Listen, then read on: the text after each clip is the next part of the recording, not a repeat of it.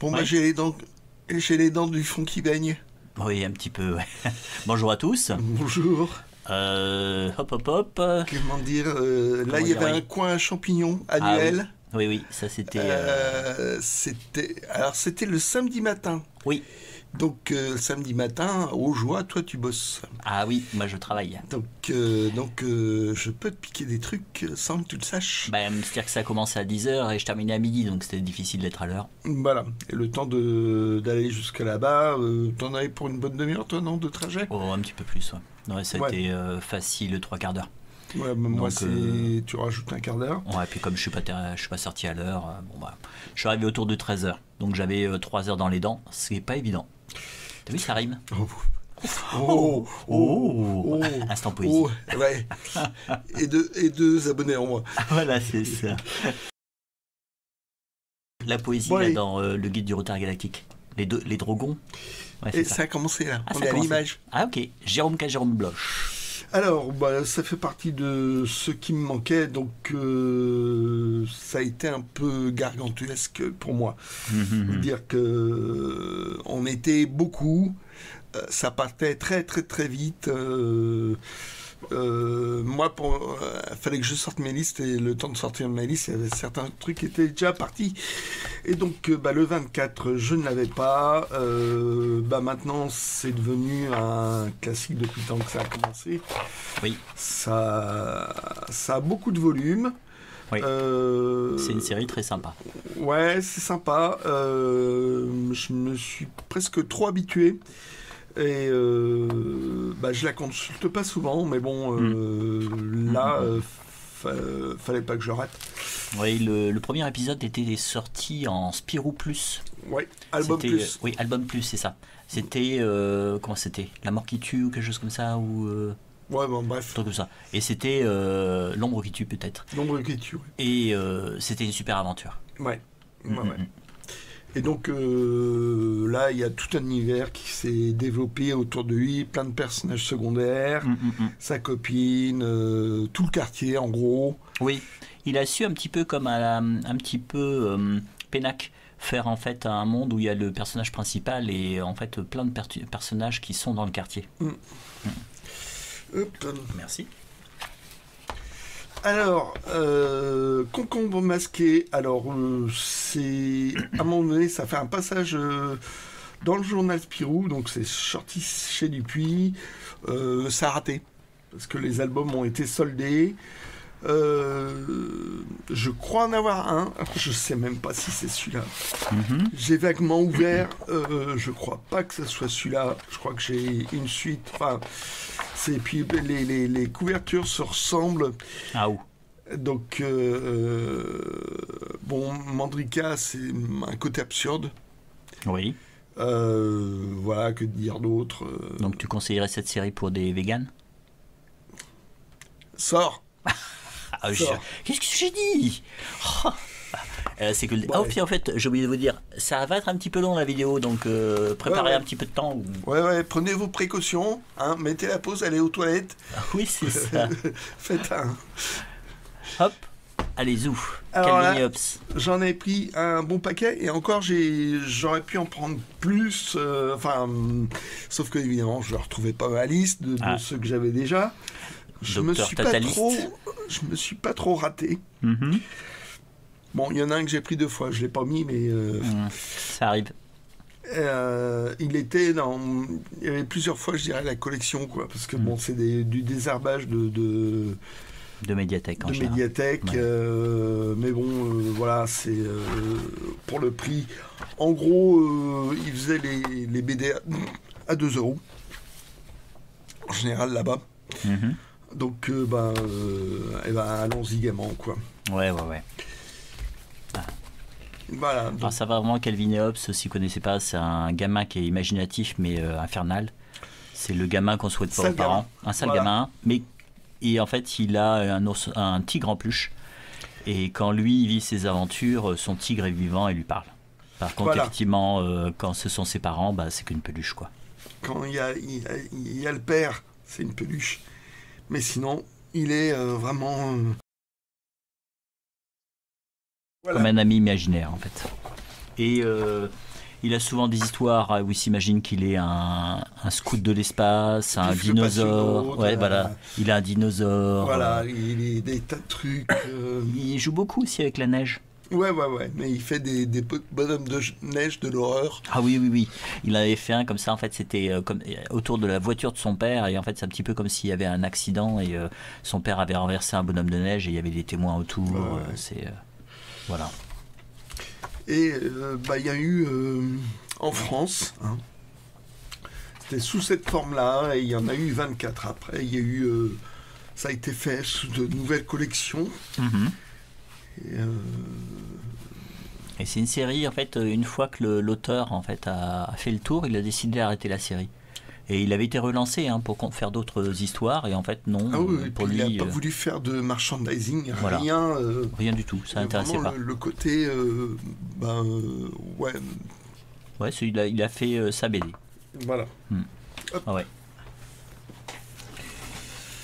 Et alors, pour une fois, pour moi, du Alexis. On en voit rarement. J'espère que c'est pas moi qui, dans l'affolement, a abîmé le truc. Oui, c'est vrai que j'imagine ce que ça pouvait être à 10h. Avec le. Ah oui, il y avait. Ça devait être vraiment la ruée. Ouais, c'était la ruée et t'avais pas le temps de finasser. Ouais. Alexis, c'est un dessin que j'aime bien. Hein, et c'est des histoires déjantées. Ouais. Alors, il y a des. Là, c'était vraiment au début à la fois de Métal Hurlant et à la fois de Flux Glacial. Et donc, là, c'était pas forcément drôle, mais ça avait un petit côté plutôt fantastique. Il me semble bien que celle-là, c'est dans Métal Hurlant. Et il y a un côté... une sorte de mur maudit, quoi. C'est pas mal. Alors que moi, je suis pas très humour d'Alexis. Il y a quelques récits comme ça dans les débuts, j'ai envie de dire, de Métal Hurlant et Flux Glacial.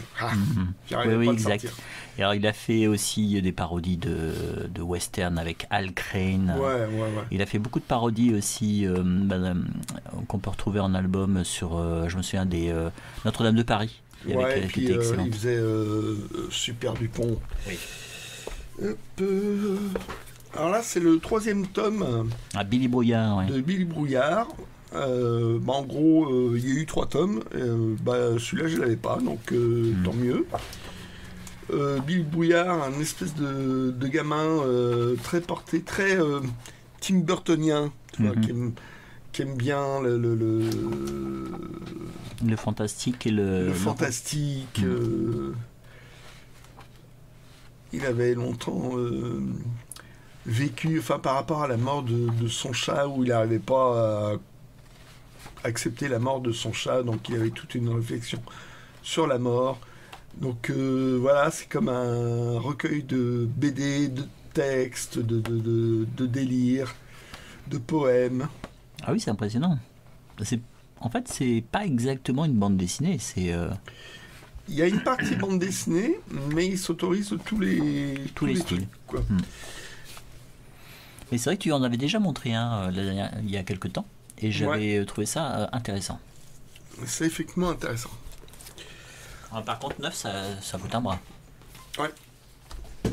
Enfin, un bras, alors, petit bras. Chabouté, ça fait partie des auteurs que, en gros, j'ai fait une impasse. Et j'en ai rarement acheté. Et bon, là, c'était l'occasion de prendre. Donc, du noir et blanc. Je saurais pas dire. J'ai envie de dire, il a son public. Hein. Oui. Il fait des one-shots. Des one-shots, ouais. J'en ai lu très peu. Moi, j'en ai lu qu'un qui se passait dans un phare et qui était vraiment incroyable. Voilà, donc... Mais comme je ne me souviens plus du titre, je ne peux pas vous le conseiller. Donc, voilà, donc hop. Ça. Merci. c'est vraiment dans le désordre. Alors là, c'est le tome 2. Texas Cowboy 2. Je pense que le 1... Enfin, le 1, il était sorti dans le journal Spirou en petit fascicule. Ah oui, je me souviens. C'était rigolo. Oui, exact. Tu pouvais avoir toute l'histoire parce que ça c'est une certaine épaisseur. Et c'est vraiment du western décalé. Donc, parce que Trondheim aime bien être décalé dans ses BD. Et donc là, il s'était attaqué au western. Donc avec Mathieu Bonhomme.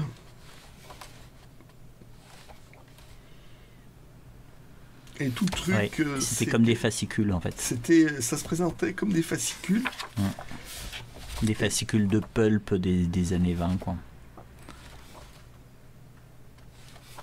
Donc déjà, le premier, c'était bien... Il y avait un côté bien déjanté. Et donc, les deux auteurs ensemble, ça donnait un résultat. Et le premier, je me suis jamais décidé à l'acheter. Ça faisait des albums un peu chers, machin, truc chouette. Bon, là, j'ai trouvé le 2. Il ne reste plus qu'à le trouver le 1. Oui, ça serait pas mal. Ouais.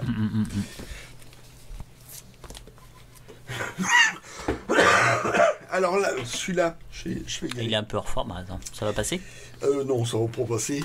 Ça va passer. C'est surtout, je me suis dit, qu'est-ce que ça va être le prix? Et je me dis, bon, tant pis, je vais le prendre. Donc c'est encore un exemplaire de bibliothèque. Et ça se présente comme une... comment on appelle ça déjà? C'est une farde? Une farde. Ouais, c'est une farde. Souvent, il y a donc, beaucoup... Il a vraiment traîné dans une bibliothèque parce que le rouge est complètement passé. Ah oui. Voilà. La collection, je la connaissais. Parce qu'en fait, c'est une collection, une très vieille collection de chez Glénat. Qui sont en fait des tirages de tête qui se présentent comme ça. Et je l'ai vu, j'ai pris. Hein.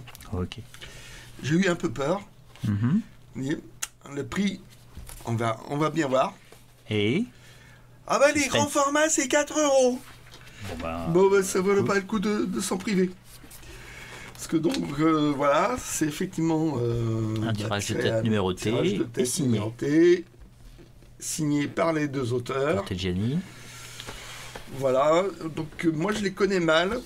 C'est Bastos et Zakouski. Zakouski, oui, il y a dû y avoir 7 tomes, c'était dans les fin 70, début 80. Mais bon, c'était quand même, il me semble, des auteurs pas mal du tout. Moi, j'avais pris Marine, mais ils ont fait régulièrement. Je crois qu'ils travaillaient notamment chez Mickey après. Ah, peut-être. Ah, Cortigiani, oui, peut-être. Oui. Ah, c'est sympa, hein. Et puis bon, c'était quand même vendu un bras neuf. Ah oui, j'imagine. Je crois que c'est deux auteurs de qualité, mais que je n'avais jamais regardé de très près. Mais alors là, tomber sur un tirage de tête... 4 €, bon, faut pas se priver. Hein. Non, c'est le cas. Ouais, tu t'es pas privé. Non, je me suis pas privé. J'aime bien la présentation. Ouais, elle est très chouette, mais bon, dedans, il y a eu le premier Sambre, il y a eu deux balades de Bout du Monde. C'est introuvable. Sambre, il y a beaucoup de... Ah tiens, Herman et son fils. Voilà, donc du one-shot d'Herman. Scénarisé par son fils. C'est un tel dessinateur, j'ai envie de dire, fabuleux quand même. Voilà, la production qu'il peut avoir, c'est absolument incroyable. Donc, quand je tombe dessus, au début, je m'étais vraiment restreint à Jérémia, et encore. Oui. Et je fais du rattrapage. Je sais pas ce que ça peut donner, point de vue scénario. J'en ai lu, je trouve que son fils est un peu moins bon que lui. Mais bon, après, c'est question de point de vue. C'est une question de point de vue, ouais, c'est mon avis. Donc, voilà. Que dire d'autre? Ah, c'est vraiment mélangé. Hein. Donc, un Sami. Je trouve ça sympathique, quoi. J'aime bien le dessin de Berk. Et puis bon, les scénarios de Covin, ça dépend des titres. Et puis je me suis dit, zut, je vais tous me les faire. Les Sami. Il y a une partie qui est brochée, non? Oui. Ça commençait en brochet, et puis ça continue en cartonné en 84. Parce que après à partir de 84, c'est devenu la norme, le cartonné. Parce que les brochets étaient trop fragiles. Donc c'est du délire au temps des la années prohibition. 30. Voilà. Hop. Un petit Philémon. Alors celui-là, je ne l'avais pas en petit format, je l'avais en grand format. En plus, là c'est la première édition. Il y a vraiment un stickers de l'époque. Ah oui. C'est étonnant. Voilà, donc que dire, Philémon, c'est du délire onirique, j'ai envie de dire. Oui, c'est ça. Qui se passe sur les lettres de l'océan Atlantique. Voilà. Comme si sur une carte, ce qui est marqué sur la carte, ça existe, quoi. Ça existe véritablement. Sur chaque lettre, il arrive des histoires. Il y a un côté absurde et onirique, quoi. Ah oui, c'est totalement fou, en fait. Et avec des fois des paginations qui sont vraiment folles. Il s'amuse avec les cadres. Un peu à la Little Nemo ou comment ça s'appelle, Invincible. La série Invincible. C'est vraiment, il s'amuse. Non, c'est pas Imbattable. Imbattable. Voilà. Oui, qui est excellente. Donc on vous la conseille si vous aimez vraiment des bandes dessinées un peu déjantées. Ouais. Boum. Alors les Fix Brothers. C'est genre des hippies qui aiment bien l'herbe. C'est de la BD Underground. J'en trouve de temps en temps. Voilà, c'est vraiment un dessin.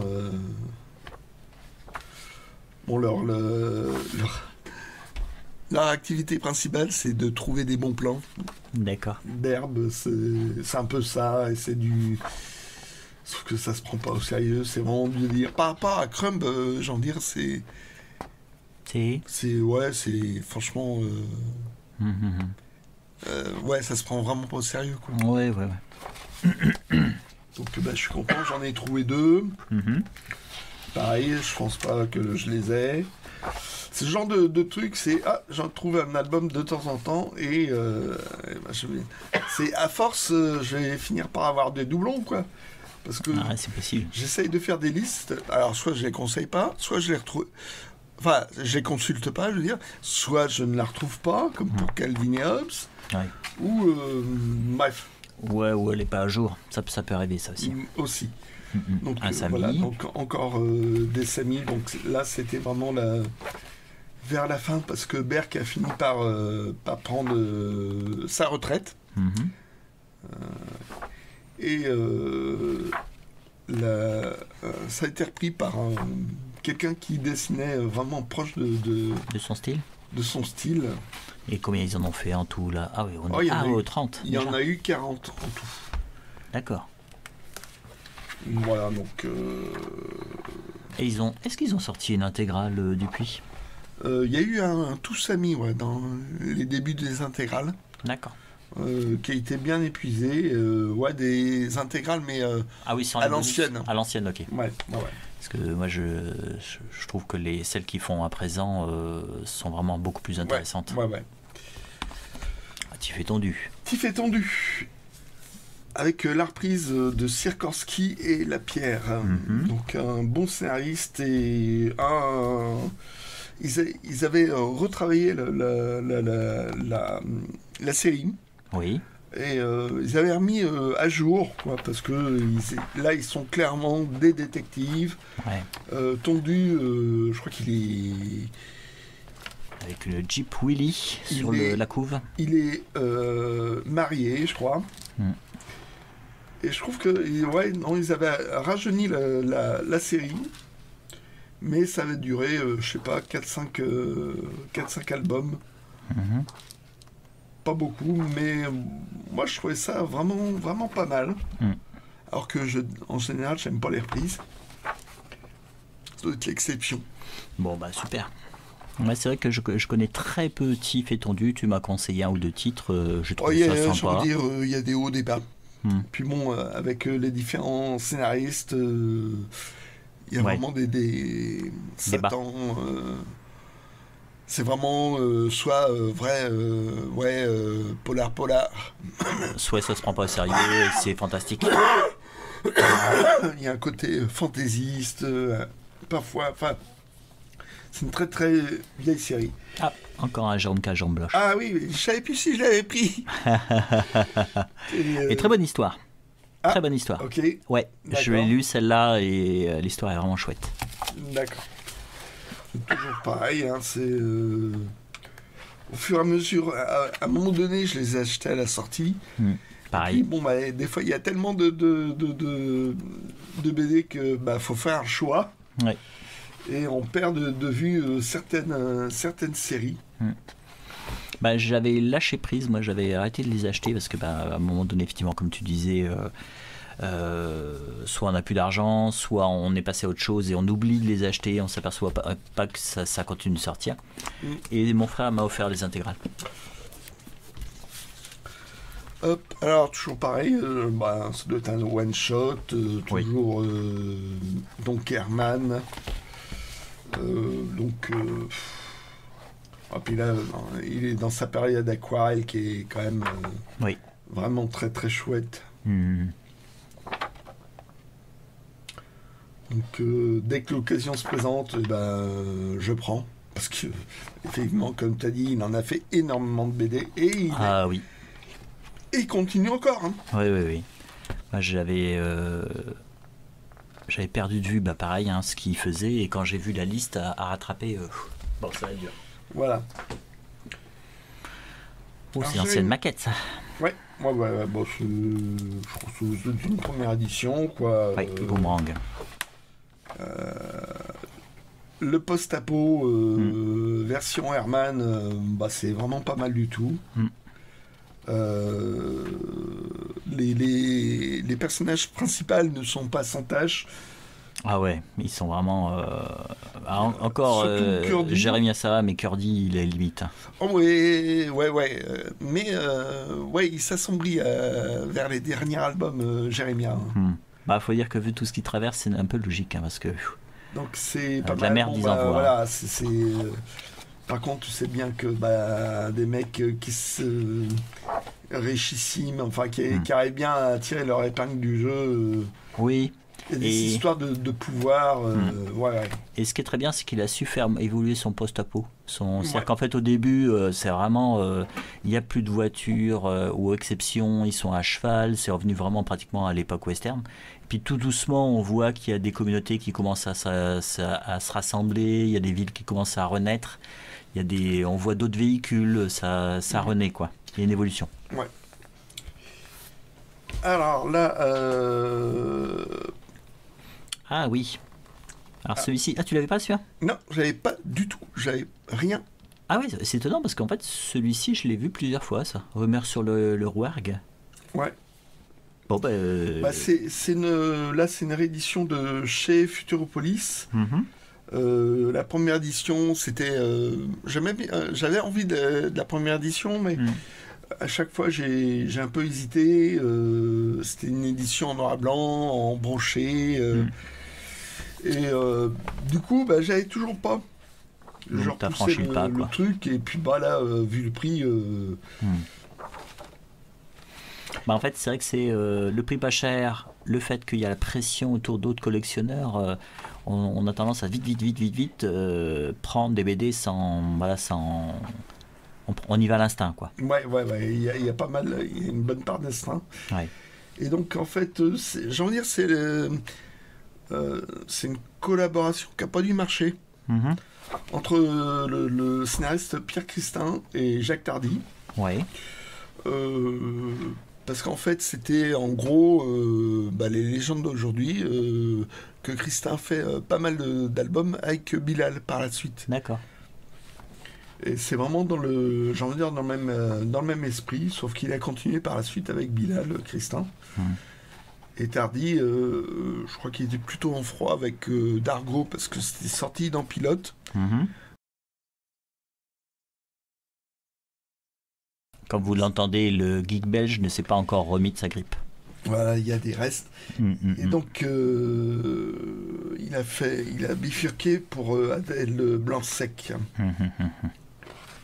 Et donc, cet album-là, je ne l'ai toujours pas. Je crois que j'ai jamais lu l'album entier. Ah oui. Seulement des extraits. Et donc, ça va être l'occasion. Ok. Bon, ça, c'est lié à l'époque. Ouais. Alors, ça, sans garantie, normalement, c'est l'album, le tome que j'avais pas.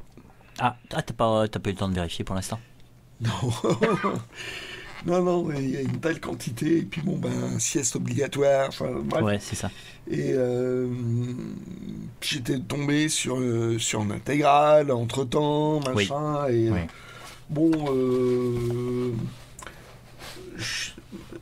les intégrales, j'aime bien pour... déjà, c'est une réédition. Les intégrales, j'aime bien pour les documentaires, les machins, petits bonus qu'il peut y avoir. Mais j'ai une préférence quand même pour les albums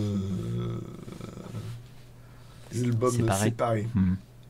Je trouve que les intégrales, l'avantage c'est que c'est hyper compact. Mais comme je suis assez complétiste, j'ai tendance des fois à racheter des albums en édition originale, comme je suis en train de le faire là pour les tuniques bleues. Au moins les brochés. Pas les cartonnés, mais les brochés, je vais les récupérer. Il y a un petit truc qui est pas mal là. Bon. Enfin, pour les tuniques bleues, il faudrait que je fasse ma liste quand même, parce que... Bon. Ouais. Alors quand il y en a plus, il y en a encore. Oui. Alors les fugitifs, les deux premiers, j'ai dû acheter ça il y a au moins 3-4 ans. Oui. Je m'attendais à 30, 40 ans. Mais c'est déjà pas mal quand même. Oui. Et là, c'est au moins le dernier, quoi. Et j'avais trouvé le troisième il n'y a pas longtemps. Et mince, il y a encore un. D'accord. Et voilà, c'est le dernier. C'est la fin de l'histoire. Donc, Véron, lui, il avait repris... c'était un élève de Roba, donc il avait repris un temps Boulébile. Il a fait... on l'appelait Petit Roux. Et puis Mademoiselle J. Oui. Comme ça. Et il avait fait aussi un prêtre au Dillon Verju aussi. Oui, qui est excellent. C'est mon frère qui m'a fait découvrir la série. C'est assez sympa. Et bon, il a fait ce truc, style science-fiction. J'aime beaucoup le dessin. J'aime beaucoup son dessin. Après, j'espère que l'histoire sera bonne, parce que j'ai lu que les deux premiers. Oui. Et du coup, j'avais toujours pas lu, parce que j'avais pas la fin. Ah oui. Donc, je vais enfin pouvoir. Oh. Alors là, c'est pour avoir enfin la couverture. Parce qu'il y a ça des années. Oui. J'ai eu un truc argent facile. Je m'étais payé le tirage de tête. Ah. Et Monsieur ne se prive de rien. Et donc, tu avais le tirage de tête, mais tu avais une couverture alternative. Voilà. D'accord. Et donc, la couverture d'origine, normale, j'ai envie de dire, elle est quand même assez magnifique, je trouve. Oui. Et ça me manquait quand même. Alors, si vous aimez le fantastique, si vous aimez en fait le dessin un peu noir et blanc, un petit peu strié, je trouve que on sent un petit peu comme si c'était des bois. Ça tend à la gravure, quoi. Oui. En fait, Andrea, c'est fait pour vous. Puis là, ça a un côté très Lovecraftien. Oui. Dans le thème. Mais c'est superbe, et avec une mise en page superbe. Et surtout ne pas s'en priver. Et j'ai envie de dire, là, le scénario est assez... il n'est pas obscur, justement. Bon. Je trouve que ça fait partie dans les plus compréhensibles. D'accord. Parce que c'est vraiment un auteur sans aucune concession, notamment avec le lecteur. Hein. Oui. Ça fait penser à certains Squitten où à la fin de l'histoire, tu es là, bon, ok, qu'est-ce que je viens de lire là? J'ai lu il n'y a pas longtemps les murailles de Samaris là. Et en fait... ça me gêne pas trop, mais il y a un album comme ça que j'ai lu qui s'appelle Argentine. Mm-hmm. Et là, je sens qu'il y a les éléments. D'accord. J'arrive pas à les rassembler. Ah, ok. Torgal. Alors, j'ai découvert ça très tard. Ouais, oui. J'ai mis du temps. Donc, j'en ai pas mal à rattraper. Ah oui, il y a beaucoup de numéros. Hein. Alors, Louvre, en plus, toute la série de Torgal, à part quelques épisodes, ça se lit à suivre. Parce que c'est assez compliqué, il y a des personnages qui reviennent, il y a des histoires qui sont sur plusieurs tomes. Il y a quelques épisodes que vous pouvez lire à part. Donc, si vous voulez découvrir la série et que vous ne voulez pas vous embringuer dans toute une série, moi je vous conseille Alinoé, vous avez si tu me tournais le truc de la montagne. Non, c'est pas le titre, les titres. Alors, voilà. Le maître des montagnes, celui-ci vous pouvez le lire à part. Vous pouvez lire Alinoé qui est à part. Si vous voulez en lire 2-3, il y a les archers, le PIK et les yeux de Tanatlok. Comme ça, et la cité des dieux perdus doit en faire partie. Mais non, il y a aussi Entre terre et lumière. Bon, voilà. Et donc, en gros, Alinoé et puis le maître des montagnes. Alors, comme je les achète totalement dans le désordre... Tu comprends rien. Voilà. Oui, c'est ça. C'est pas simple.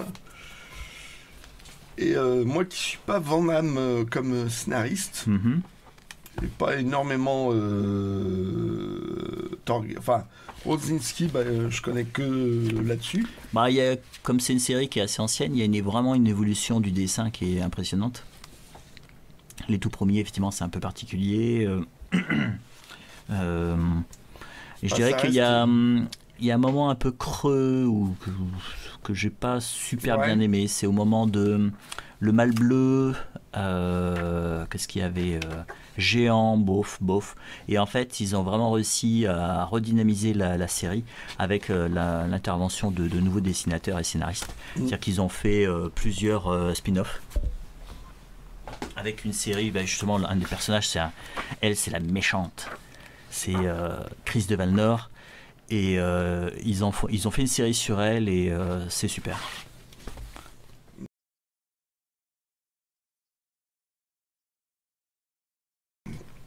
Donc tu vois, chute de Brexit. Alinoé, le voilà.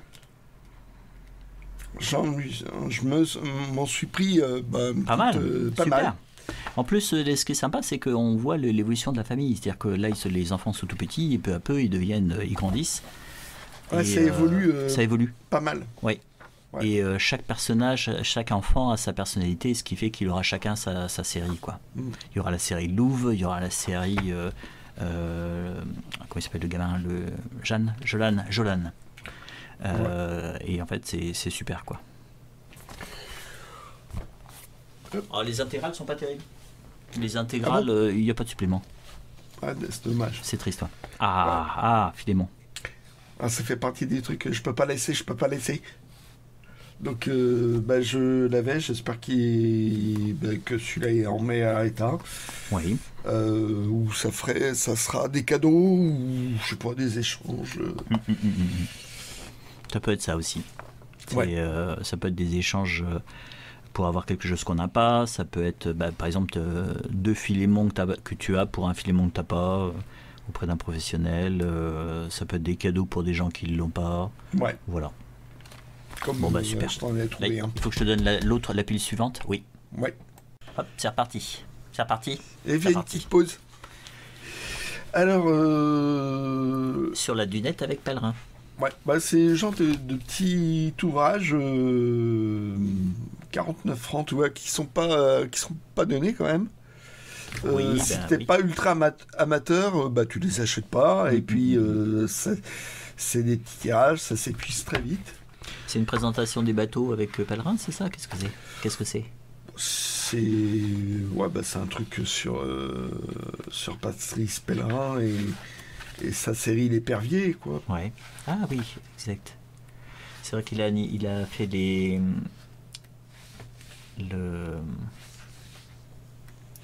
moi je suis pas les personnages de la série sur la Normandie. Ouais. Fan total.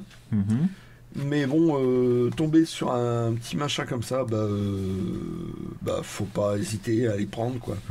Surtout que là, c'était du genre 1 euro, tu vois, donc ça vaut pas le coup sans privé. Tu vois ça montre bien le travail qu'il fait. Voilà, tu vois le travail, il doit avoir un interview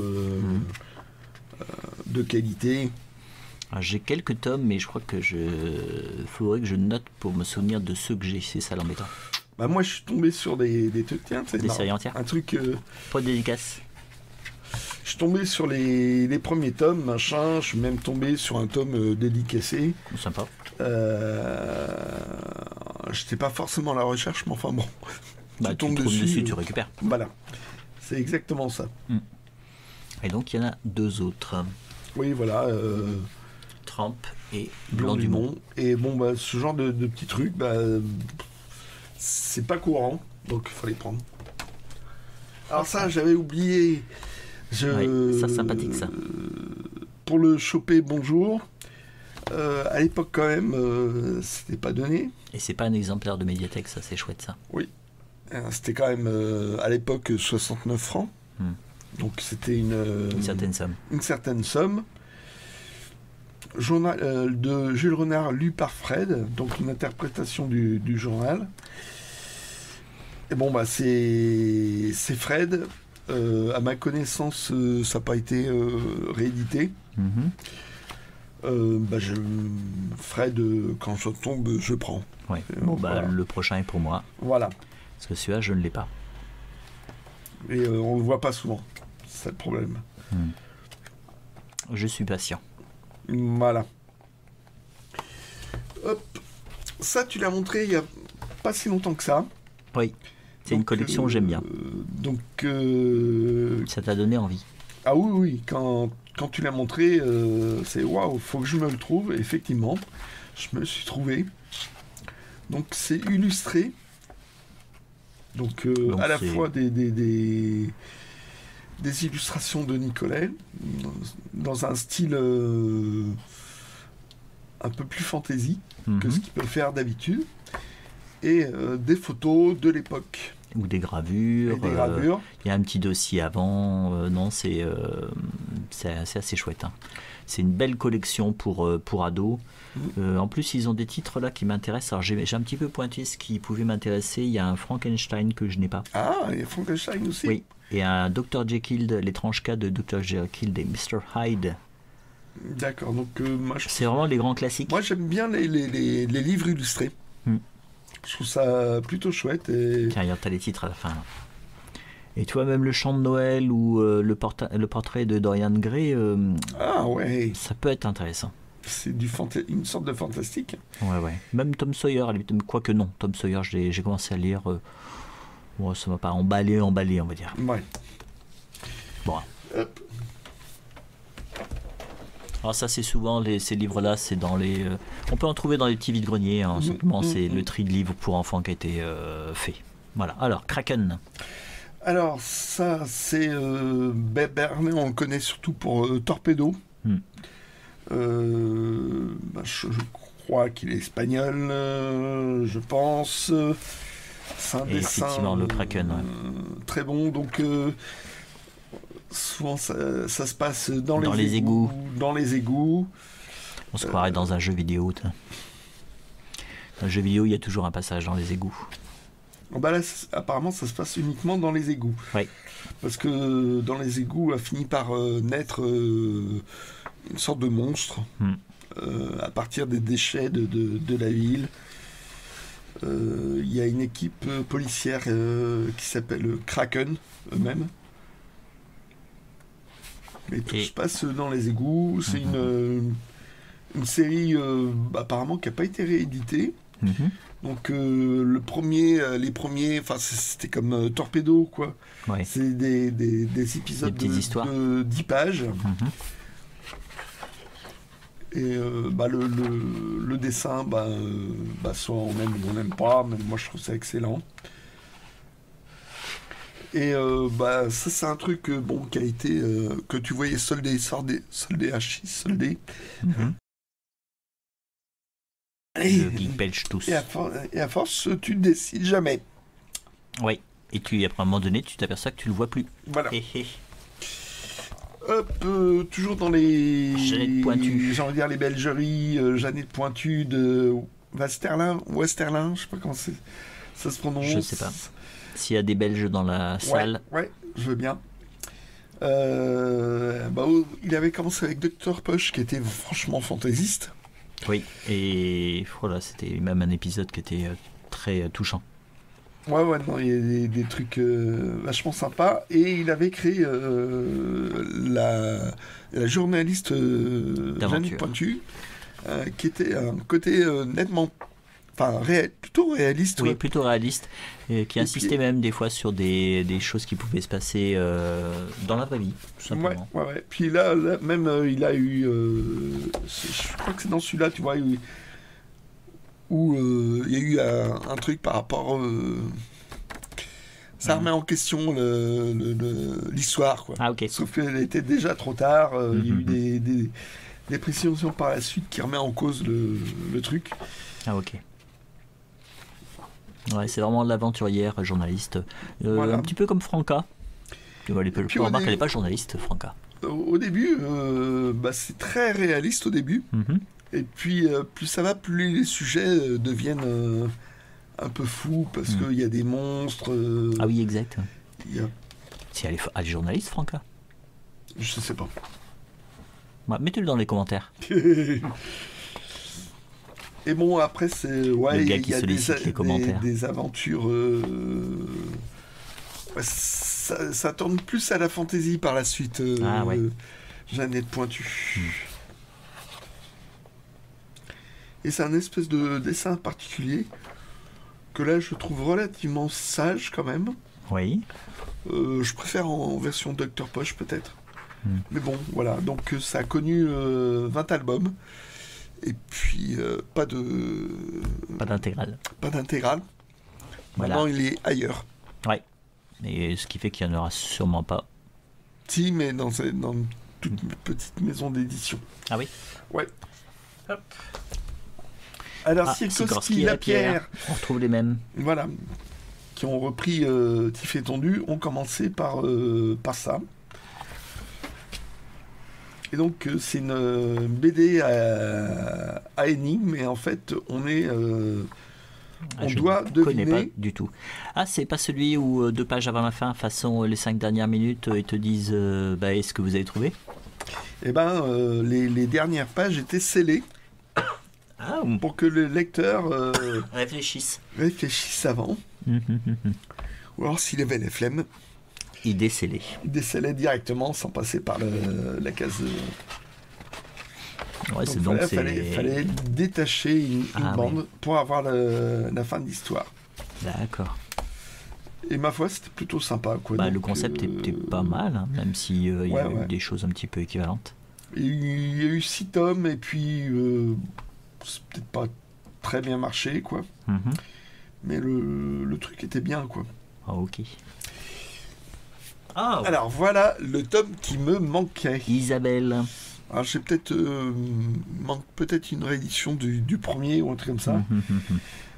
Et c'est le tome que je savais pas, donc c'est l'avant-dernier. C'est du fantastique à la belge. Ça se prend pas sérieux, c'est très fantaisiste. C'est chouette. C'est très sympa. Scénario au début, c'était prestigieux comme scénariste. Parce que dans les premiers où ça se rodait encore, c'était Machereau quand même. Et puis après, il y avait Franquin. Voilà. Machereau, Franquin, Delporte. Des Cadors. Puis là, est-ce qu'il était décédé ou... À ce moment-là, Franquin, il n'y avait plus que Delporte. Ça change un peu dans le ton. J'aime un peu moins. Ouais. Mais bon, les histoires, je les voulais toutes, quoi. Oui, puis c'est pas si facile que ça à trouver. C'est pas simple à trouver. Il y a des intégrales qui sont sorties maintenant, qui sont vendues hors de prix. Alors pour les gens patients, mettez de côté votre argent parce que apparemment ils sont en train de retravailler les couleurs et il va y avoir des nouvelles intégrales. Voilà. Donc ce qui fait qu'on pourra les avoir à des prix raisonnables. Il y a, je crois que c'est Maltate qui rend... Le fils. Le fils, oui. Ouais. Qui met une page ou deux de temps en temps sur Facebook, qui développe la hype. Ouais. Il fait bien. Oui. Donc 11 aventures, j'en ai pas beaucoup.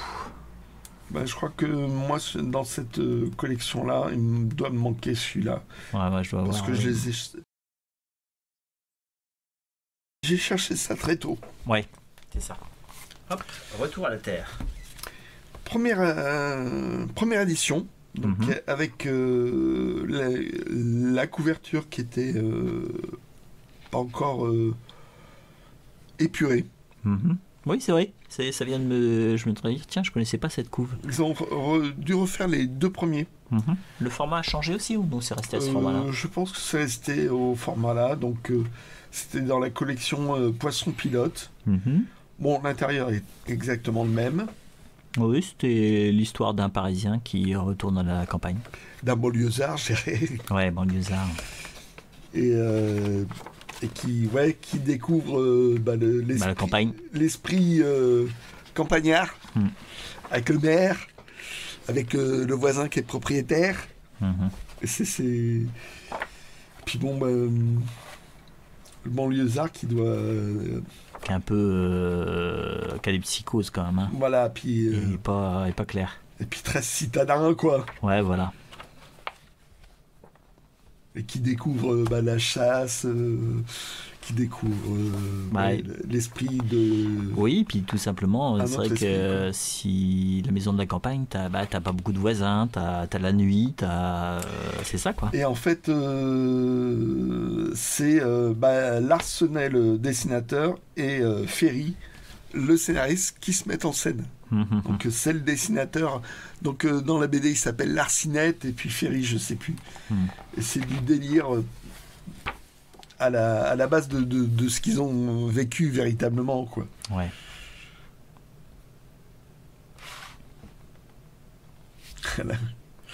Ils découvrent l'alcool local. Et puis Caruccio, je sais plus, c'est le merci, mais dans le patois. Ah ok. Abella. Ouais, le tome 2. Parce que j'avais trouvé le tome 1 il y a longtemps. Mais tu m'as dit, c'est des diptyques ou un truc comme ça. Oui. Donc ça m'énervait d'avoir le tome 1, de lire le tome 1 sans pouvoir lire le tome 2. Donc j'ai chopé le tome 2. Ça t'a plu? J'ai pas lu le tome 1. Ah ok. J'ai lu autre chose. Et j'attendais d'avoir le tome 2. Alors c'est un dessin un peu particulier que j'aime bien. Ouais. Et les histoires sont... alors le découpage des fois peut être très original. Ça rappelle un peu des fois Philémon. Mais c'est très onirique, c'est très songeur. Des fois un peu triste. Il y a beaucoup de... Ouais, c'est... Il a fait un... je crois qu'il a fait un tome aussi sur... Edla Fitzgerald, je crois. Mais je dis peut-être des bêtises. Bon, on va dire que c'est la bêtise du jour. Allez, zouf. Abella. Ouais, voilà. Alors ça, clairement, j'avais déjà. Mais version grand format. Donc, alors que c'est un comics. Mais à l'époque, quand ça a été traduit en France, c'était le format comics se faisait pas vraiment en album. Oui. Donc là, en plus, c'est une intégrale version Urban Comics, qui est une très très bonne maison d'édition. Et bon, il y avait beaucoup aussi beaucoup de suppléments. De suppléments. Et donc, moi, j'avais une espèce d'intégrale en 2 tomes.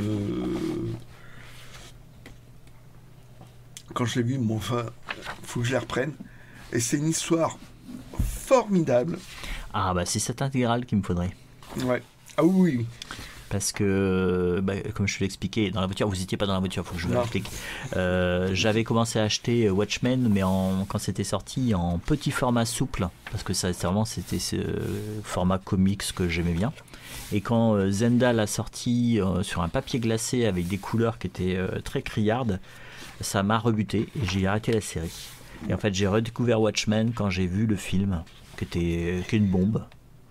Et donc là, je l'ai lu. Et c'est un découpage en gaufrier, mais extrêmement travaillé. Le scénario est béton, c'est du Alan Moore. Quand c'est sorti, on s'est vraiment dit que Marvel, c'est vraiment de la BD pour gamins. Bah, ça a vraiment mis un coup dedans, la fourmilière. Ah oui, non, ça a remis en question le comics. Carrément. Il y a eu un avant et après. Ouais, totalement. Encore plus que le Dark Knight de Frank Miller, j'ai envie de dire. Ça a eu... c'était de la même époque, mais alors, quel coup de poing, quoi. Oui. Ouais. Quelque part, en fait, les héritiers de Watchmen, ça pourrait être The Boys. Ouais, d'une certaine manière. D'une certaine manière. Qui est aussi un très très bon comics. Et une bonne adaptation... en série. En série télé. Et là, ouais, non, j'ai l'impression que les couleurs sont moins criardes parce que c'est pas du papier glacé. Oui, totalement. Et ouais, c'est vrai. En plus, c'est en intégrale. Il y a des suppléments. Il faudra que je la trouve. Et ça, c'est un épisode fabuleux. Ah, quand il est sur Mars. C'est en gros le seul vrai super-héros, parce que c'est pas un héros costumé. C'est quasiment l'équivalent d'un dieu. Oui. Et en fait, dans cet épisode-là, on passe du présent, du passé, voire du futur. Et c'est totalement compréhensible. Là, c'est clair, c'est super bien fait au niveau du scénario. Donc, c'est fabuleux. C'est une histoire super. J'adore. C'est pas facile à lire. On cherche. Mais c'est vraiment... c'est un bijou de comics. Là, c'est là qu'on s'est dit que, purée, il peut y avoir vraiment des très très bons comics. Ça en fait partie, quoi. Non, faut que je cherche. Le prochain est pour moi. Ouais. Et donc, point de vue en plus, moi à l'époque,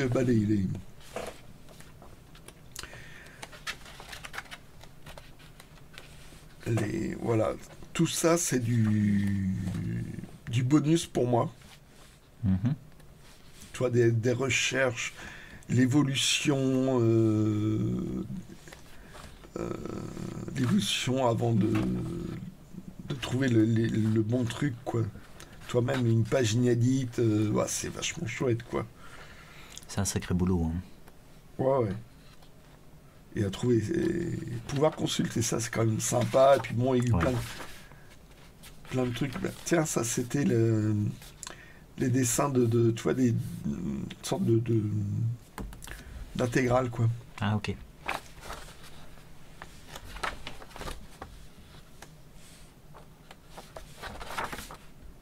Ça, je crois que ça a été fait pour la France. Oui. Ces illustrations-là avaient été créées Vraiment pour la France. Ouais, ça c'est les couves Zenda. C'était les couves grand format de chez Zenda.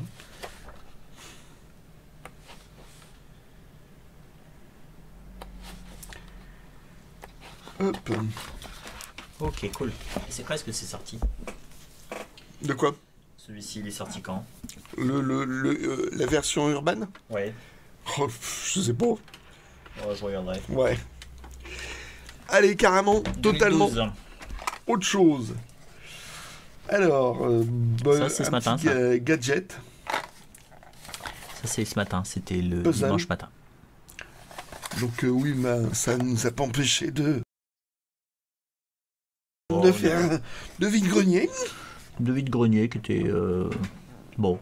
Voilà. Donc, bon, ça, c'était. Bon, je trouve ça rigolo.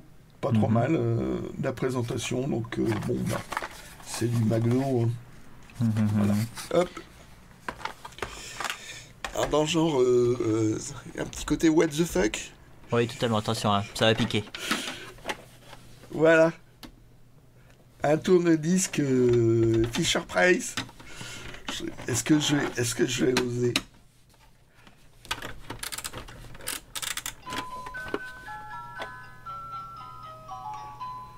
Voilà, moi qui aime bien les tourne-disques un peu, c'est rigolo quoi. Donc chanson traditionnelle, là, vous dirais-je maman. Voilà. Et il y a plusieurs disques dedans. Vous avez choisir. d'ailleurs, ça a été adapté par Mozart avec des variations. Oh. Donc là c'est.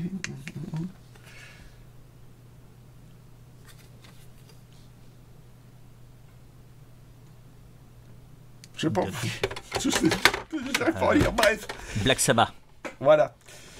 Donc bon, c'est tourne-disque version jouée. Alors c'est marrant parce que c'est là il y a une date, c'est 2014, donc ils en font toujours dans ce style-là. Ah, il y a besoin de Change les piles. Il y a besoin de piles, ce truc-là. C'est pas mécanique. Je sais pas. En tout cas, ça avait l'air de marcher. Bon. Oui. Ce qui est rigolo, c'est que tu l'avais en main et en fait, il y a une exposante qui a eu un coup de cœur. Elle avait ça quand elle était. Nostalgie. Un coup de nostalgie, elle avait ça quand elle était gamine. Ouais. Et bon, bah, c'est con parce que je l'avais acheté. Ah oui, c'est ballot. Voilà. Hop. Alors, ça, c'est un oubli de la semaine dernière. Je l'ai mis sur la vignette en plus. Oh oui, il y aura un autre oubli, mais je vous raconterai ça plus tard. Ouais. Oui, c'était sur la 45 vignette. tours de Jane Vincent. Ça fait des années que j'en cherchais un de 45 tours de Jane Vincent à un prix, j'ai envie de dire, abordable. En plus, bon, bah, c'est Bebopalooza. Moi, j'ai trouvé dans les années 80, ils avaient fait une série de rééditions Dance Forever, machin, ça. Ouais. Et là, donc, bah, je sais pas de quand ça date exactement. Ça, peut-être années 60, début 60, ou fin 50, peut-être début 60, mais c'est le seul 45 tours 4 titres qui était sorti avec Bebopalooza, qui est un classique du rock'n'roll. Ouais, effectivement. Bon, bah cool. Et le vendeur, bah, c'était Philippe. Et il a fait à 6 €. Quoi, et là, c'est une proposition que je ne peux pas refuser. Oui. On va reparler de Philippe tout à l'heure. Qui est un super vendeur, qui est super sympa. Et... Ouais. Alors,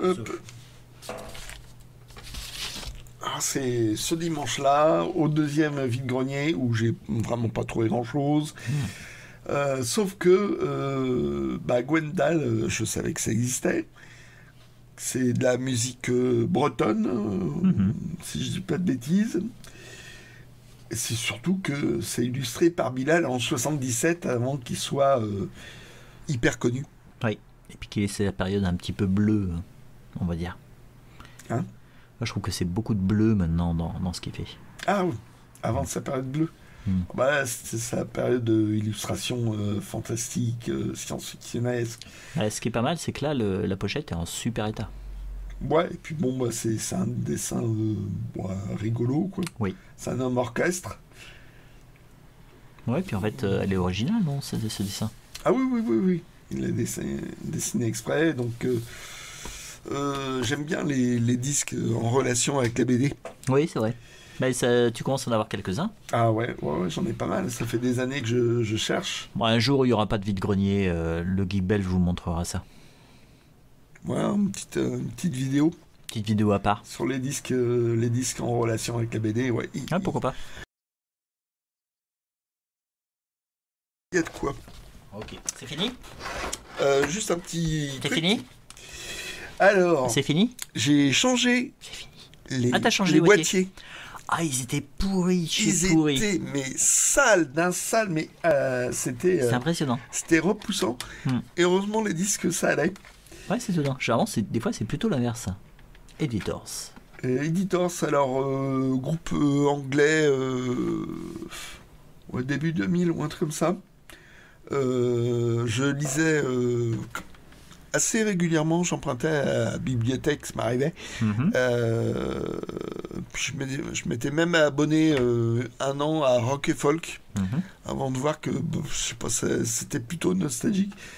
Ouais. Et ils avaient parlé d'Editors, j'ai écouté, c'était sympa. Un album, le deuxième m'avait plutôt ennuyé, j'avoue. Mais bon, là, j'ai envie de dire 1 €, Ouais. Ça, c'était ce matin, ça. Ouais, c'était ce matin. Alors, c'était amusant parce qu'en fait, les stands près de l'entrée, c'était 1 €. Au milieu, c'était pratiquement 2. Et quand on arrivait au fond de la salle, c'était 3. Pour les CD, ouais. Pour les CD, oui. Très, très curieux. Plus on allait des plus, c'était cher. The Hive, alors, je sais plus quel pays, genre Norvège ou un truc comme ça, je sais plus. C'est vraiment du rock garage. Et ça envoie, quoi.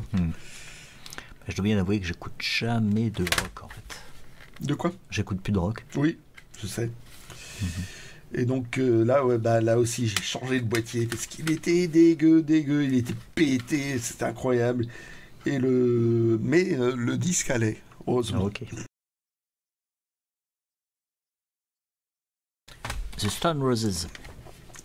Alors Stone Roses, c'est pas le bon boîtier. Ah. En fait, c'est un maxi CD. Oui. Qui a été mis sauvagement dans un boîtier. Oui. Donc faudrait que je retrouve un boîtier de maxi CD. C'est casse-pied. Et bon, je le regarderai si là, j'en ai, ça doit être du deuxième album. Ça l'est pas du tout. Enfin, c'était bizarre parce que c'était un groupe étoile filante, quoi. Ils avaient fait un premier album vachement, et puis le deuxième, ça a mal viré, ce groupe, c'était bizarre, ils avaient des problèmes de droit, de machin, de contrat, et puis problème de drogue, enfin c'était... Et bon, maxi CD de Stone Roses, donc c'était tous des disques achetés en Angleterre, parce que la mère m'a dit que son fiston avait fait un séjour en Angleterre et lui a donné un carton de CD, mais tous dégueux. Ouais, d'accord. Et tu vends et je récupère les sous ok. Et je me lève pas. Bon. Voilà. Ah, c'est jeune. Et voilà. Et donc j'ai tenu le crachoir. Voilà, ça va être à mon tour. C'est gargantuesque ce que j'ai acheté. Ça va être ton tour. Ok. Tu vas faire le post-scriptum. Ah oui, il y aura le post-scriptum aussi. Hop, c'est bon. Ouais, t'as fait tes devoirs? J'ai fait mes devoirs. Ça fait bien longtemps que je ne fais plus mes devoirs. En fait, c'est Doc Holliday qu'il faudrait t'appeler. Ça me rappelle Règlement de compte à OK Corral où il y a Doc Holliday qui arrête pas de tousser pendant tout le film. Sympa. Merci, j'apprécie. C'est un dentiste. Alors, Zou, je vous présente ceci. C'est sans danger. C'est sans danger. Petite allusion à Marathon Man. Et un dentiste. Oui aussi. Ceci, je ne l'ai pas trouvé donc à cette vente de livres. C'était boîte à livres. Alors pour une fois que la boîte à livres sort quelque chose de sympa. Alors Fanfan la Tulipe, moi c'est un personnage que j'aime bien. C'est un personnage donc qui est plus ou moins inspiré d'un personnage en fait qui a pseudo-existé, d'une chanson, surtout, il est né d'une chanson. Et il y a eu des films, dont un que j'ai adoré. Formidable, avec Gérard Philippe et Lolo Brigida, qui était super. Il y avait Noël Roquevert, il y avait et le scénario était super. Je crois que c'est Christian Jacques qui l'a réalisé. Et il y a eu quelques histoires qui sont sorties dans Pif. Et j'adorais les lire. C'est toujours le redresseur de tort qui se bat contre soit les fermiers généraux, soit les nobles, et qui aide le peuple. Bah, c'était Pif, hein. C'était pas... on va dire... c'était Pif. Voilà, c'est pas Picsou. Et là, bah, je l'ai trouvé. Je suis assez content. Les histoires sont bien. Les couleurs, ça va. Donc, La Nuit des Castors. Il me semble que j'ai déjà lu toutes les histoires. Donc, j'arrive à cette vente. Et il était 13h, donc très tard. Donc bon, je pouvais faire une croix sur les bandes dessinées. Alors j'ai juste jeté un petit coup d'œil vite fait. Alors j'ai acheté ce Garulfo-là parce que Garulfo, c'est une super série. Ouais. Il y a 6 épisodes. C'est scénario et rôle. Le dessin, c'est Maïro Rana. Voilà, 3 €. Ouais, j'ai pris pour ceux qui aiment les prix. C'est une super série. Vraiment fantastique. Ça se passe dans le monde des contes. Et c'est une grenouille qui veut devenir un homme et qui essaie de faire tout pour ça. Et en fait, ça devient compliqué. On retrouve plein de personnages En fait, il est très... c'est une grenouille très romantique qui met l'homme sur un piédestal et en fait, ça va pas du tout. Ah, ça va pas passer. Ouais. Ah ouais. Alors tiens, c'est le défaut des Delcourt. Tu as les pages qui se décollent, qui se collent légèrement dès que tu as un petit peu d'humidité. Donc en fait, il va falloir décoller ça tranquillement. Je vais peut-être le faire. Je préfère le faire tout seul. Voilà. Parce qu'en fait, ça c'est un coup des fois arracher une vignette. Alors, je l'ai fait sans ma liste parce que j'avais pas de liste. Mon frère m'avait offert les intégrales, mais je voulais quand même au numéro. J'en avais acheté quelques-uns séparément. Au début, je les avais achetés sur Internet puisque en fait, je voulais des dédicaces à l'intérieur, donc j'en ai un ou deux qui sont dédicacés que j'ai payé à prix d'or. J'avais arrêté bien vite parce que ça coûte assez cher et puis je me suis peut-être que je les trouverai plus facilement dans les vides-greniers. Et que tu n'as que 2 bras. C'est ça, j'ai que 2 bras, je peux pas vendre le 3e. Et j'en ai acheté plusieurs et je me suis trompé. C'est-à-dire que le 6, effectivement, je l'avais pas, j'ai acheté le 5 alors que je l'avais déjà. Parce que c'est une série que j'ai lue il y a très longtemps, Damned. Alors je ne vous ai pas montré le 5 puisque je l'avais déjà, ça n'a pas beaucoup d'intérêt. En fait c'est le 4 qui me manque, qui est le dernier tome, et je l'aurai complet en édition originale. Donc ça c'était... déjà j'étais content parce que je ne m'attendais à rien trouver en bande dessinée. Alors je vous montre celle-ci, ça ce n'est pas moi qui l'ai trouvé, c'est le geek belge qui l'a pris, ça faisait partie des doublons, et celui-ci je ne l'avais pas, donc il y a un petit peu de réparation là, mais c'est tellement rare qu'on est content de les trouver. Je me dis, je la prends maintenant, on verra s'il l'a ou pas. Ouais, donc celle-ci c'est 1974. Voilà, je vous le mets comme ça. Donc là vous avez le père de Philémon, là c'est Robinson Crusoe qui est sorti de son île, et donc le père de Philémon, alors lui c'est la personne qui est sceptique comme c'est pas permis, et qui donc qui ne croit pas aux lettres, à l'existence des lettres. Lui il est vraiment et donc il vient du A de l'Atlantique bien sûr. Là quand on voit ce type un petit peu comme ça de transition que faisait Fred. Oh ça c'est vachement sage par rapport oui c'est hyper sage par rapport à certaines pages là, de cet album-là. L'oncle Lucien qui vraiment lui connaît énormément de passages et qui est souvent le passeur qui permet le gardien quelque part des clés d'un point de vue scénaristique, et là il le fait passer à travers un cerceau, et là il perce la lune, c'est un creveur de lune, et donc il est pourchassé. Donc je vous montre un petit peu ce que ça peut se donner un petit peu. Là il y a des gens qui replient l'océan. C'est la marée qui marche plus, donc ils doivent enrouler la mer. D'accord. Donc vous voyez un petit peu ce genre d'histoire, comment ça peut être. Je vous le fais tourner pendant ce temps. Donc, et celle-là. Voilà. Elle est magnifique celle-là. Donc ce type de planche, c'est magnifique. Donc moi j'avais un petit peu fait une croix sur les bandes dessinées. J'ai été voir ce qui n'était pas roman. et un petit peu les romans pour voir ce qu'il y avait, en me disant que ça pouvait peut-être avoir été épargné par la ruée. Donc j'ai trouvé des petites choses, des choses où je me disais tiens, c'est bizarre que ça ait été laissé, que j'étais content de trouver. Alors des fois en fait ça leur arrivait de réassortir. Il y a un petit peu de collage il y a un petit peu de collage un petit peu par là à l'affaire. Ça leur arrivait, la planche qui est à plat, de réassortir. Donc c'est la casse qui est tombée. Ouais, c'est ça. Donc il est en train de la remettre. Et là il repasse devant. Et là, qu'est-ce qui s'est passé?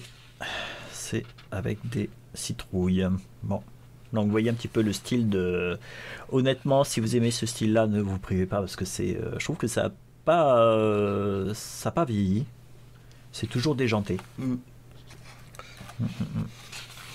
Et donc en fait, c'est là où j'ai trouvé des choses sympas. Dans des rayons un peu à part, pas les bandes dessinées, même si bon, ils ont peut-être réassorti, mais les bandes dessinées, je pense pas qu'ils aient réassorti. Hop, on arrive à la fin. Donc, super vite. Elle a l'air chouette celle-là, totalement déjantée. Alors, j'ai trouvé des petites choses comme ça. Alors, ça, c'est bon. Un livre, il a un peu vraiment. Alors, il y a un terme pour ça. Quand il n'y a plus d'épiderme de la peau. Arriveras-tu à retrouver des termes? Bon, bien sûr que non. Épidermé ou peut-être un truc comme ça. Donc, reliure classique. J'ai payé 3 €. Vous avez Les mœurs et les femmes de l'Extrême-Orient, voyage au pays des perles. Et donc c'est l'histoire de, enfin c'est un récit de voyage, voilà, de Louis Jacolliot. Donc Louis Jacolliot, c'est le nom qui un petit peu m'a fait tilter. C'est-à-dire qu'en fait il a fait 1887, 84, 6e édition, parce que je crois que j'ai vérifié, la première doit être 10 ans avant. Mais faut le trouver. Donc c'est un récit de voyage et cette personne-là est restée 3 ans en Inde. Il a beaucoup écrit sur la littérature, sur les religions de ce pays-là. Apparemment, il a écrit des conneries aussi. Il y a des trucs qui étaient un peu bizarres. Et il s'est servi de toutes ses connaissances pour faire du roman populaire. Ah oui. Donc il a fait des récits d'aventures qui se passent en Inde et où il dénonce en fait le colonialisme anglais. Bien sûr, puisque c'est le colonialisme anglais, donc là les Anglais on peut taper dessus. Ouais. Puisqu'en fait c'était à la fin du 19e siècle et c'est à l'époque où on n'aimait pas les Anglais, et vraiment pas. C'est-à-dire qu'il y avait eu Fachoda et en fait c'était tendu quoi avec l'Angleterre. Mais finalement jusqu'au 20e, vraiment l'Angleterre était l'ennemi héréditaire. Il y a eu un nombre de conflits avec la France qui était impressionnant. Donc il y avait les bons colonisateurs et les mauvais colonisateurs. Oui, c'est ça. Et les mauvais colonisateurs, c'était les Anglais. Ceux qui ne sont pas de ton pays. Ouais, c'est ça. C'est-à-dire que les Anglais, ils vont chez les gens, et puis ils prennent leurs ressources, et puis ils leur imposent certaines choses. Et puis tu as les bons colonisateurs, ils leur imposent des petites choses, et puis ils prennent un peu leurs ressources, c'est ça. C'est un peu ça, quoi. Puis si c'est un auteur anglais, c'est pareil. Ouais, c'est ça, j'imagine que ça doit être l'inverse. Donc il y a des illustrations, il y a l'air d'avoir des récits de scènes. Alors je pense que ça peut être inventé. C'est une comédie hindoue, donc c'est vraiment une espèce de pot pourri dans le sens où il y a un mélange de différentes choses. Donc voilà, c'était la curiosité. Alors, la curiosité tue le chat, mais je me suis dit tiens, je vais prendre ça. En fait, c'est vraiment en me disant je vais pas trouver grand chose. J'avais quand même un petit peu tort parce que j'ai trouvé des petits trucs sympas. Alors ça c'est sur l'Égypte, les pharaons. Alors, c'est la collection. Là vous le voyez pas, je vais remonter. Là je fais des progrès, t'as vu? C'est l'univers des formes, collection créée par André Malraux. Alors, prestigieux, attention. Attention, André Malraux, uniforme donc par la Gallimard. Et 7 €, c'est un petit peu plus cher. C'est une collection, alors peut-être qu'elle date un tout petit peu par rapport maintenant à ce qu'on sait de l'égyptologie. Ça date du 79, comme ça fait 45 ans. Peut-être que ça date un peu, mais ça reste une des collections les plus prestigieuses avec les Masno. Donc, d'accord. Je l'ai vu, je l'ai pris. Ah, ça c'est vraiment, tu vois, ce genre d'illustration, c'est avec ces ombres comme ça se faisait beaucoup dans les années 60-70, même certains Masno, ils ont ce genre de choses. Maintenant, on fait plus en noir et blanc, c'est tout en couleur, hein, c'est quadricomique. Ah, il y a encore pas mal de noir et blanc à l'époque. Bah oui, parce que ça coûte un peu moins cher, j'imagine. Mais tu vois, ils font en noir et blanc. Alors t'as de la couleur, mais tu vois, c'est des couleurs un peu... Ça va, Doc? Ok. C'est ouais. Maintenant, ce serait de la couleur systématique. Oui, couleur systématique. Mais c'est une référence. Et puis bon, l'iconographie. Alors tu vois, là, ils font sur les sculptures, donc ça, c'est moins gênant. C'est moins gênant. Ouais. Ah oui, quand même. Et tu vois, même les couleurs, ça sont un petit peu plus, font un petit peu daté par rapport aux couleurs maintenant très péchues qu'il peut y avoir. Ouais, on fait des éclairages différents maintenant, quoi. Ouais, c'est ça. Mais voilà, c'est super. C'est un très beau livre d'art. Hein. Donc je suis content de l'avoir. Celui-ci, je ne l'avais pas. Hop. Alors ensuite, alors là c'est un livre de médiathèque. Là on voit la cote là qui est là. Elle est bizarre cette cote. Tu vois pas. Ah, il voit pas. Okay. Donc alors B pour biographie, HER, c'est biographie sur Hergé. Donc Pierre Assouline, il en a fait plusieurs des biographies. Je crois qu'il en a fait une aussi de Simenon, si je me souviens. Ouais, il était spécialisé dans les biographies, je crois, il me semble, Pierre Assouline. Ça vient de la bibliothèque municipale de Plaintel. Et moi, je la trouve très très bonne, cette biographie. Je l'ai lue. Je veux dire, c'est pas de la géographie. Hein, c'est les parts sombres, il en parle vraiment. Il fait, pour moi, Assouline arrive à faire la part des choses, quoi. Mais je crois que tu m'en avais parlé. Et en fait, c'est ce qui m'a donné envie de lire. Je la conseille vraiment cette biographie.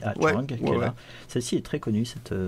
Il y en a quelques-unes, des photos qu'on retrouve régulièrement. Des photos emblématiques, et puis tu vois avec les personnes du Rex, des machins comme ça. Et puis tu vois que Alors pour info, les Rexistes, c'était le mouvement en Belgique qui était pro-nazi en fait, tout simplement. Ouais, et puis bon. Dans tous les pays. Tu vois qu'il ce qui était fou, c'est que tu vois, il a baigné vraiment dans un milieu hyper traditionnel, hyper conservateur. Ouais. Et que en fait, il a beaucoup. Bon, déjà, il a sacrément évolué, Hergé. Ouais. Hein, et puis bon, ça se ressent vraiment très peu. Dans les BD. Et tu vois dans quelles circonstances il a fait Tintin au Congo, dans quelles circonstances il a fait Tintin aux soviets, comment il a travaillé avec le Soir volé, donc le Soir qui avait été un quotidien qui a été repris par les pro-allemands, les collaborateurs, et bon elle est pas mal du tout, cette biographie, je la conseille vraiment, moi. Ouais, je pense qu'en fait elle est tout en haut de la pile à lire, et je pense que je vais l'attaquer dès ce soir. Oui, elle se lit très très bien. Ok, donc déjà j'étais content. Alors là vous allez voir, c'est Merlin l'Enchanteur, c'est scénariste et scénographe d'Excalibur. Alors pourquoi j'ai pris ça? Parce que simplement c'est une analyse sur le film de Borman, Excalibur. Ah, d'accord. Qui est un film vraiment chouette. Alors peut-être que les gens qui vont voir ça vont se dire, avec tous les films qui sont sortis, comme Le Seigneur des Anneaux, comme 300, donc c'est pas de la fantaisie, mais c'est vraiment dans le monde héroïque. Qu'est-ce qu'il y a de sorti? Tu pourrais m'aider au lieu de tousser, hein? Tu fais pas d'effort. Ça fait un peu daté, non, comme film. Ça pourrait paraître daté. Mais en même temps, quand nous on le voyait, c'est waouh! C'était, je trouve qu'il a essayé de se rapprocher. Alors si je me souviens bien, il s'est rapproché plutôt pas de Chrétien de Troyes, de tous les romans. Enfin c'est pas, si certains sont romans, mais d'autres sont plutôt sorte de poèmes un petit peu à la Homère, mais plutôt de La Mort d'Arthur qui est sorti, qui un texte qui est sorti plutôt au XIVe siècle, et donc il y a quelque chose. Il y a vraiment c'est habité. Puis Borman, c'est un super metteur en scène. Et donc, comme je sais que mon frère, en fait, aime bien ce genre de livre, alors je ne sais pas s'il l'a, peut-être qu'il l'a, peut-être qu'il ne l'a pas, peut-être qu'en fait, ça va lui plaire, donc j'espère. Parce que c'est pas facile de trouver des choses qui plaisent à mon... Qu'il n'a pas et qui lui plaisent. C'est pas facile. Voilà, donc ça, c'est pour mon frère. Alors j'ai trouvé ça, en fait, c'était c'est la maquette Atalante. C'est la maquette Atalante qui m'a... Parce que j'aime bien, moi j'ai tous les... Enfin, j'en ai pas tout. J'ai beaucoup de Terry Pratchett en Atalante. Coup de bol, hein, j'ai trouvé tout un lot qui complétait ce que j'avais déjà. Et ça, c'est plutôt polar. C'est Thierry Jonquet et c'est une suite de nouvelles. L'Atalante. C'est du polar. Ça, c'est du polar en général, Jonquet. Alors là, est-ce que c'est encore du polar ou est-ce qu'il a fait... Nouvelle Noire. Nouvelle Noire, ouais. Alors, en général, il paraît chez Gallimard, si je me souviens bien. Dans la Noire. Là, bizarre, c'est chez l'Atalante. Et quand j'ai vu le dos, je me dis hop, je prends. Alors il y avait un Terry Pratchett, mais c'était un Terry Pratchett que je n'avais pas. Mais je le dédaignais, pas assez beau pour Etzeljo. Alors ça, c'est de là, je vais vous montrer les deux. Ce sont 2 livres sur les Amérindiens, sur les porcs rouges. Simplement parce qu'en fait, c'est Philippe qui est un vendeur qu'on voit régulièrement, qui est super sympa, où des fois on s'attarde un peu à parler, à discuter, et en même temps, beaucoup. Et en même temps, on essaie de le faire travailler parce qu'il faut qu'il gagne sa croûte. Et il m'a fait un super cadeau. Il fait quand même il nous propose des trucs qu'on peut rarement refuser. Voilà. Vraiment, j'ai acheté sur son stand des super trucs. Des fois, un prix, mais c'est toujours un prix raisonnable. C'est ça. Même si c'est des belles pièces, c'est un prix raisonnable.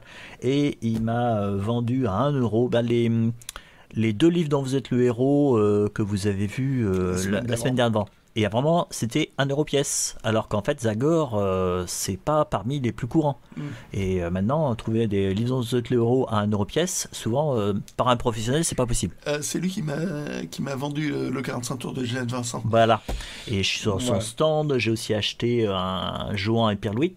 On lui a acheté plein de trucs. On lui a acheté plein de trucs et c'est super chouette. C'était des prix très raisonnables. Voilà. Et donc, en fait, je sais que lui, il recherche ça, donc je lui ai pris ça. J'espère qu'il ne les a pas. Bon, s'il les a, c'est pas grave.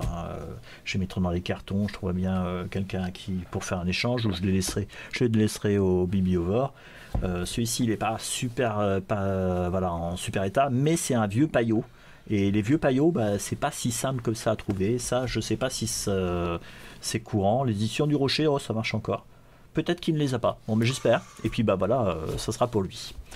Alors là, vous vous attendez à ce que je sorte ce que j'ai chiné ce matin et je les ai oubliés. Bravo. Voilà, je les ai oubliés.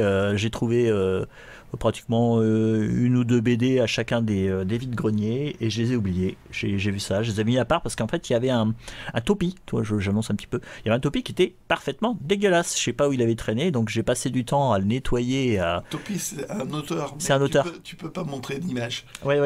Vous verrez ça la semaine prochaine, va falloir être patient, va falloir suivre un petit peu. Et donc je fais ça un petit peu pour mes c'est bon. Flash. Et donc en fait, j'ai pris mon cachet ce matin quand même, tout va bien. Donc je les ai nettoyés. Augmenter la dose. Peut-être, il faudrait peut-être. Je les ai nettoyés, je les ai mis à part et je les ai oubliés. Donc vous les verrez consciencieusement la semaine prochaine. Donc totalement. Donc là, tu tousses ? Ouais, je tousse aussi. Ouais. Oui, je tousse. Il y a 2 doigts collidés dans OK Coral. Ouais. Voilà, donc c'est la fin de cette vidéo avec nos trouvailles. N'hésitez pas à faire un commentaire, c'est sympa. Et je sais qu'il y a des grands fans qui mettent des commentaires, c'est toujours super sympa. Ouais. Oh, on aime bien ça. Et j'espère qu'il y a des choses qui vous ont donné envie, que ça vous a dit cette série-là, ça pourrait être sympa. Ah oui, tiens, ça a l'air bien ça. On espère que ça vous a déclenché des envies et que ça déclenchera des passions. Mais t'es pas en train d'allonger la sauce, là, c'est terminé. Si, je mets un petit peu d'eau dans la sauce. Et on va vous souhaiter une bonne semaine. Ouais. Et puis, dimanche prochain. Ouais. Allez, ciao. Ciao.